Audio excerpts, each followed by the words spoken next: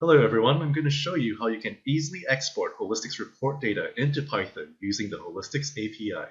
This lets you apply Python scripts and data frames to your filtered big data datasets for transformations, data science applications, and more. You can look up our Holistics documentation for the Python package API reference for a recap of the details of this video. So let's do this. Prepare your Holistics report with the filters in the dataset that you need. Click through to the Users menu, and this is where, as admin, you'll be able to enable API access for your users.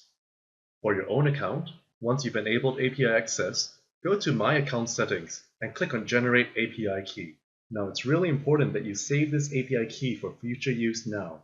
If you come back to the screen again, your API key will be masked out, so you'll have to generate a new key from scratch for your API access. You're now ready to export your report data to Python.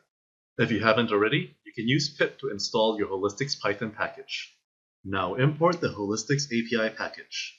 Create a Holistics API object using the generated API key from your account and the Holistics platform URL.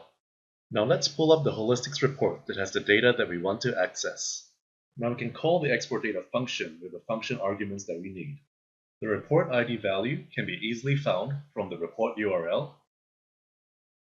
The filters function argument uses the filter variable name values that you created when building your Holistics report. You can input the values you want to pass to your filters here in this argument. Once you're set, you can run the function, which will return a data frame object if successful. You can now run whatever data frame methods you'd like on your data.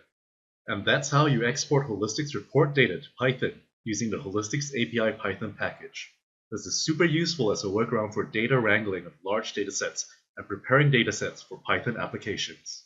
The export data function can accept a few other arguments that aren't covered in this video, so check out the Holistics API reference documentation for more information. Leave a comment if you found this useful, and let us know what videos you'd like to see. From the Holistics team, we'll see you soon.